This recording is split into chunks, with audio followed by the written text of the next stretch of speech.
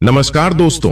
इंसान की बर्बादी के कई कारण हो सकते हैं, लेकिन कुछ मुख्य कारण ऐसे हैं जो हर किसी को प्रभावित कर सकते हैं।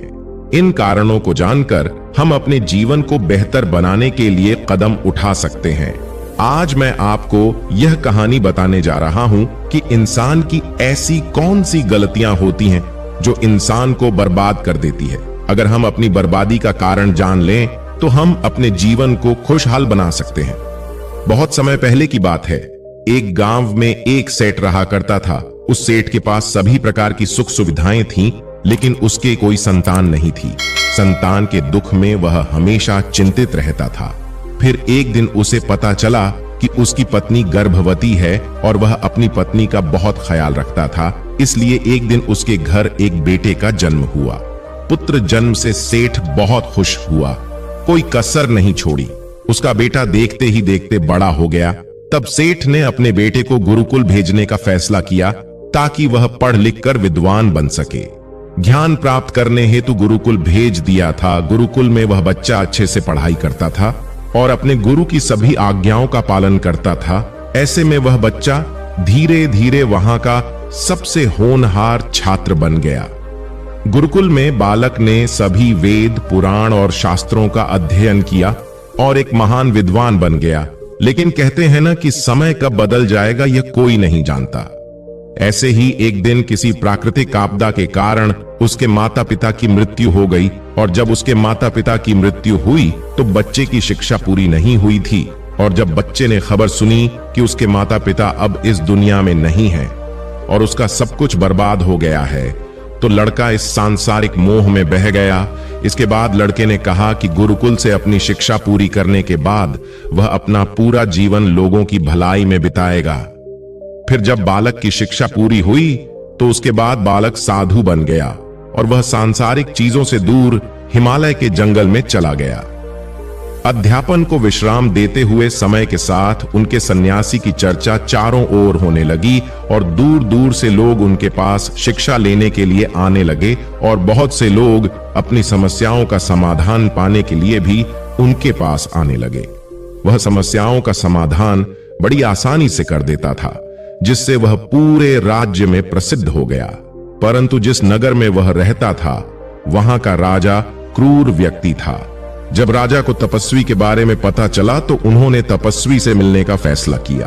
अगली सुबह राजा तपस्वी से मिलने के लिए अपने महल से निकल गया और फिर वह उसकी कुटिया की ओर गया, और वहां पहुंचकर राजा ने जब उसे साधु के रूप में देखा तो वह उसे देखता ही रह गया। उसके चेहरे पर एक अलग ही तेज था। जब वह साधु के पास पहुंचा तो उसे असीम शांति का अनुभव हुआ। साधु को प्रणाम किया और उसके पास बैठ गया और उससे बातें करने लगा। वह राजा पहली ही मुलाकात में साधु के व्यक्तित्व से इतना प्रभावित हुआ कि उसी समय से उसने अच्छाई के रास्ते पर चलने का फैसला कर लिया। और वो सोचने लगा कि इतनी सी मुलाकात में यह साधु मुझे इतना बदल सकता है, तो ऐसा यदि हमेशा रहेगा, यदि तुम मेरे साथ रहोगे तो मेरा जीवन बदल जाएगा। और यह सोचकर राजा साधु से अपने महल में चलने का अनुरोध करने लगा।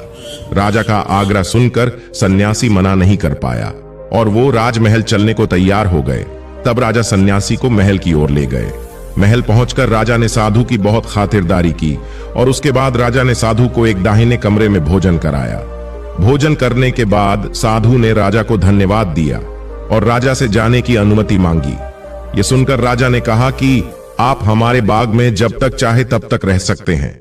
आपको यहाँ किसी भी प्रकार की असुविधा नहीं होगी, और आप यहाँ रहेंगे तो हमारे लोगों को भी अच्छा लगेगा और हमें भी अच्छा लगेगा। यह सुनकर साधु ने राजा का प्रस्ताव स्वीकार कर लिया। राजा के आदेशानुसार सेवकों ने एक सुंदर कुटिया बनाई। उसके बाद साधु उसी कुटिया में रहने लगा।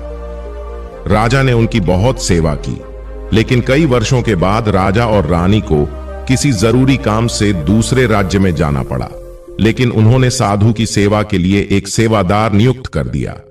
लेकिन राजा के जाने के बाद वह सेवादार बीमार पड़ गया और अपने घर चले गए, और कभी लौटकर वापस नहीं आया। तो तपस्वी को गुस्सा आ गया और उसने राजा को खूब खरी खोटी सुनाई और राजा से कहा कि जो जिम्मेदारी आप पूरी नहीं कर सकते वह जिम्मेदारी आप क्यों लेते हो। तब राजा ने तपस्वी से पूछा और कहा कि सन्यासी, क्या मुझसे कोई गलती हो गई है? तो इसके लिए मैं आपसे क्षमा मांगता हूं। कृपया मुझे क्षमा करें और अपना क्रोध शांत करें और बताएं कि क्या हुआ था। यह सुनकर साधु ने उससे कहा कि तुम्हारे जाने के बाद मुझे यहां किसी ने भोजन नहीं दिया और मुझे कई दिनों तक कष्ट सहना पड़ा। यहां आकर मैं भूखा रहा और किसी ने मुझसे मेरा हाल भी नहीं पूछा। यह सुनकर राजा ने तपस्वी से माफी मांगी और कहा कि आज के बाद ऐसी गलती नहीं होगी। फिर कुछ देर बाद मामला शांत हुआ। जब राजा और तपस्वी के बीच बातचीत चल रही थी, रानी भी छुपकर सुन रही थी यह सारी बातचीत। उसके बाद राजा ने उसे तपस्वी से शिकायत का मौका नहीं दिया और उसकी खूब सेवा की। लेकिन कुछ दिनों के बाद फिर राजा को किसी जरूरी काम से अपने राज्य से बाहर जाना पड़ा। लेकिन इस बार राजा ने राज्य से बाहर जाने से पहले अपनी रानी से कहा कि जब तक मैं न आऊं तब तक तुम स्वयं ही उस तपस्वी की देखभाल करोगी। यह सुनकर रानी बोली, हां महाराज, आप अवश्य जाइए, मैं सन्यासी महाराज की अच्छी देखभाल करूंगी। बाद में रानी प्रतिदिन भोजन बनाकर सन्यासी महाराज के पास भेजती थी। लेकिन एक दिन रानी स्नान करने चली गई और साधु को भोजन देना भूल गई। भोजन क्यों नहीं आया? इसके बाद साधु ने सोचा कि वह स्वयं महल में जाकर देखेगा कि अब तक भोजन क्यों नहीं आया, और फिर वह महल में पहुंच गया। जब वह महल के अंदर पहुंचा तो वहां उसकी नजर रानी पर पड़ी। रानी के लंबे लंबे काले केस जो कि उसकी कमर पर लहरा रही थी, उसकी कजरारी आंखें जो देखने मात्रा से ही घायल कर दे, उसकी हिरानी जैसी चाल। रानी के इतने सुंदर रूप को देखकर सन्यासी चकित हो गया और रानी की सुंदरता सन्यासी के मन में घर कर गई और वह वहां से बिना कुछ कहे ही अपनी कुटिया में लौट आया। सन्यासी रानी के रूप की सुंदरता को भुला न सका और वह खाना पीना छोड़कर अपनी कुटिया में पड़ा रहा। उसने कई दिनों तक कुछ भी नहीं खाया, जिस वजह से वह बहुत कमजोर हो गया। फिर कुछ समय बाद राजा वापस लौटे और जब उसे सन्यासी की हालत का पता चला तो वह सीधे सन्यासी के पास पहुंच गए और बोले कि ही भगवान, क्या बात है, आपको क्या हो गया और आप इतने कमजोर कैसे हो गए? किस गहरी सोच में डूबे हो? क्या मुझसे कोई गलती हो गई है? तब साधु ने कहा, नहीं राजन, आपने कोई गलती नहीं की है। यह सुनकर राजा बोले, तो फिर क्या बात है? आप मुझे बताएं, मैं आपकी समस्या का समाधान अवश्य करूंगा। यह सुनकर तपस्वी ने राजा से कहा कि आपकी रानी की अद्भुत सुंदरता को देखकर मैं उसकी सुंदरता पर मोहित हो गया हूं और अब मैं रानी के बिना नहीं रह सकता। यह सुनकर राजा हैरान हो गया और कुछ देर सोचने के बाद राजा ने उसे सन्यासी से कहा, मैं आपको रानी दे दूंगा। यह सुनकर सन्यासी बहुत प्रसन्न हुआ। फिर राजा सन्यासी को लेकर महल चले गए और जब राजा और सन्यासी महल पहुंचे तो उस दिन रानी ने अपने सबसे सुंदर वस्त्र और आभूषण पहने थे। फिर राजा रानी के पास गया। राजा ने रानी से कहा कि इस साधु की मदद करनी चाहिए, वह बहुत कमजोर स्थिति में जा चुका है और मैं नहीं चाहता कि एक बुद्धिमान व्यक्ति की हत्या का कलंक मेरे सिर पर लगे। राजा की यह बात सुनकर रानी ने राजा से पूछा कि आखिर इन सन्यासी के इस दुख का कारण क्या है? तो राजा ने रानी से कहा कि सन्यासी आपकी अद्भुत सुंदरता के दीवाने हो गए हैं। राजा की यह बात सुनकर रानी ने कहा कि राजन, आप चिंता मत करिए, अब आप सब कुछ मेरे ऊपर छोड़ दीजिए। मुझे पता है कि मुझे अब क्या करना है। आपके ऊपर ना तो सन्यासी की हत्या का पाप लगेगा और ना ही उससे मेरे पवित्र धर्म का नाश होगा। रानी की यह बात सुनकर राजा ने रानी को सन्यासी को सौंप दिया। उसके बाद सन्यासी रानी को लेकर कुटिया पर पहुंचे। जब रानी सन्यासी की कुटिया पर पहुंची, रानी ने सन्यासी से कहा कि हमें रहने के लिए घर चाहिए, हम इस झोपड़ी में नहीं रह सकते। यह सुनकर सन्यासी राजा के पास गया और राजा से जाकर बोला कि हे राजन, हमें रहने के लिए घर चाहिए। सन्यासी की बात सुनकर राजा ने उनके लिए घर का प्रबंध कर दिया। फिर सन्यासी रानी को लेकर घर पहुंचा। जब रानी सन्यासी के साथ उसके घर पर पहुंची तो रानी ने सन्यासी से कहा कि यह घर तो बहुत गंदा है और इसकी हालत बहुत खराब है, मैं इस घर में नहीं रह सकती। यह सुनकर सन्यासी फिर से राजा के पास गया और राजा के पास जाकर बोला कि ही राजन, जो आपने हमें घर दिया है उसे घर की हालत बहुत खराब है। सन्यासी की बात सुनकर राजा ने उसे घर की हालत ठीक करवा दी। उसके बाद फिर रानी घर के अंदर गई और नहा धोकर बिस्तर पर आ गई। तभी साधु भी बिस्तर पर आ गया। फिर उसके बाद रानी ने साधु से कहा कि आप जानते हैं कि आप कौन हैं और क्या बन गए हैं। आप एक महान साधु थे जिनके लिए राजा स्वयं सभी आवश्यक चीजें उपलब्ध कराते थे, जिनके पास दूर दूर से लोग ज्ञान प्राप्त करने आते थे, जो लोगों को सत्य का मार्ग दिखाते थे, जो लोगों की समस्याओं का समाधान करते थे, जिन्हें सभी लोग गुरु मानते थे, जिसे सब लोग भगवान मानकर पूजते थे। और आज आप वासना के कारण मेरे गुलाम हो गए हैं। रानी की यह बात सुनकर साधु को झटका लगा और उसे एहसास हुआ कि वह एक साधु है और यह सब क्या कर रहा है। वह ये सब सुख सुविधाएं छोड़कर शांति की तलाश में जंगलों में चला गया था। जोर जोर से रोने लगा और चिल्लाने लगा और रानी से कहने लगा कि मुझे क्षमा कीजिए महारानी, मैं ये क्या करने जा रहा था। मैं अभी आपको राजा को सौंप कर आता हूं। सन्यासी की बात सुनकर रानी ने सन्यासी से प्रश्न किया कि साधु महाराज, मेरे मन में एक प्रश्न उठ रहा है, कृपया मेरे प्रश्न का उत्तर दीजिए। रानी की बात सुनकर सन्यासी ने कहा कि पूछो, तुम्हारा क्या प्रश्न है। फिर रानी ने कहा कि जब आपको उस दिन भोजन नहीं मिला तो आप बहुत क्रोधित हो गए। तब मैंने आपके ये रूप पहली बार देखा था और तभी से मैं आपके व्यवहार में परिवर्तन महसूस कर रही थी। ऐसा क्यों हुआ साधु महाराज? आखिर आपको इतना क्रोध क्यों आया?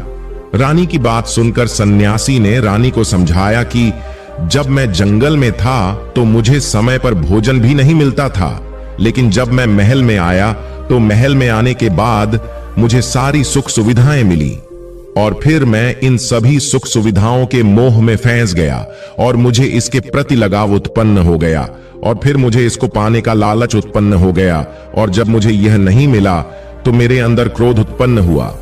फिर सन्यासी ने कहा कि महारानी, सच तो यह है कि अगर इच्छा पूरी नहीं हो तो क्रोध उत्पन्न होता है और अगर इच्छा पूरी हो जाए तो लालच बन जाता है।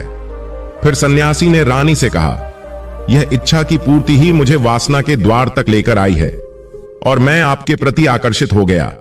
इसके बाद वो सन्यासी रानी को लेकर राजा के पास गया और बोला कि राजन, मुझे क्षमा कर दीजिए, मुझे अपनी गलती का एहसास हो गया है। यह लो आपकी रानी, मुझे यह सब नहीं चाहिए। मैं अपनी इच्छा के वशीभूत होकर यह गलत कार्य करने जा रहा था और अपने जीवन को बर्बाद कर रहा था, लेकिन अब मुझे सब कुछ समझ आ गया है। उसके बाद उस सन्यासी ने कहा कि हे राजन, मनुष्य की बर्बादी का कारण उसकी 4 आदतें बनाती है और दुनिया की हर एक व्यक्ति के अंदर यह 4 अवगुण होते हैं, लेकिन जो व्यक्ति इन पर नियंत्रण का लेता है वह दुख और परेशानियों से बच जाता है। वहीं जो व्यक्ति इन 4 दोषों पर नियंत्रण नहीं कर पाता है वो बर्बाद होने के कगार पर पहुंच जाता है। यह सुनकर राजा ने कहा कि महाराज, आप मुझे वो 4 आदतें बताइए जिससे कि मनुष्य की बर्बादी हो जाती है। फिर सन्यासी ने राजा को मनुष्य को बर्बाद करने वाली आदतों के बारे में बताया कि हे राजन, मनुष्य को बर्बाद करने वाली पहली आदत है इच्छा, क्योंकि इच्छा ही दुनिया की हर एक व्यक्ति के अंदर सबसे पहला अवगुण होता है और जो व्यक्ति अपनी इच्छाओं को नियंत्रण में नहीं रख पाता है वह जीवन के किसी भी क्षेत्र में सफल नहीं हो पता है, क्योंकि जैसे ही उसकी एक इच्छा पूरी होती है वह दूसरी की ओर बढ़ाने लगता है और दूसरी पूरी होती है तो तीसरी इच्छा उसके मन में जागृत हो जाती है और फिर ऐसे करते करते इच्छाओं पर नियंत्रण ना होने के कारण इसी जाल में उलझा रहता है और दुखी रहता है। इसीलिए राजन, जब हम इच्छाओं पर नियंत्रण पा लेते हैं तो हम हमारे मन पर भी नियंत्रण पा लेते हैं और जब हमारा मन हमारे बस में होता है तो हमें सुखी प्राप्ति होती है। फिर जो हम चाहते हैं वही हमारे साथ होता है। फिर सन्यासी कहता है कि हे राजन, मनुष्य को बर्बाद करने वाली दूसरी आदत है वासना। वासना का जन्म हमारे मन में उठने वाली इच्छाओं से होता है। जिस प्रकार इच्छा का कोई अंत नहीं होता और मनुष्य वासना के जाल में फंसता ही चला जाता है। वासना के वशीभूत होकर मनुष्यों को कुछ भी नजर नहीं आता है। आज तक जितनी भी लड़ाइयां हुई हैं उनका सबसे बड़ा कारण स्त्री को पाने की इच्छा ही रही है। स्त्री के प्रेम में वशीभूत होकर राजा महाराजाओं ने आज से पहले बहुत सारे युद्ध किए हैं। रावण भी संसार का सबसे बुद्धिमान व्यक्ति था, लेकिन उसने भी माता सीता की सुंदरता की जाल में फंसकर अपना सब कुछ बर्बाद कर लिया। उसकी मृत्यु का कारण एक स्त्री ही बनी थी। कई राजा महाराजा तो युद्ध में इसलिए हार गए क्योंकि वो लोग स्त्रियों से रासलीला रचने में ही रह गए। ईश्वर ने तो स्त्री की उत्पत्ति इस संसार को बढ़ाने के लिए की है, लेकिन आजकल लोगों ने इसे अपनी वासना का शिकार बना लिया है, अपने मनोरंजन का साधन समझने लगे हैं। और जब उन्हें अपना यह मनोरंजन नहीं मिलता तो वो पागल हो जाते हैं और ना जाने क्या क्या कर बैठते हैं। इसीलिए हे राजन, जितना हो सके उतना वासना से दूर रहना चाहिए। फिर सन्यासी कहता है कि हे राजन, मनुष्यों को बर्बाद करने वाली तीसरी आदत है क्रोध।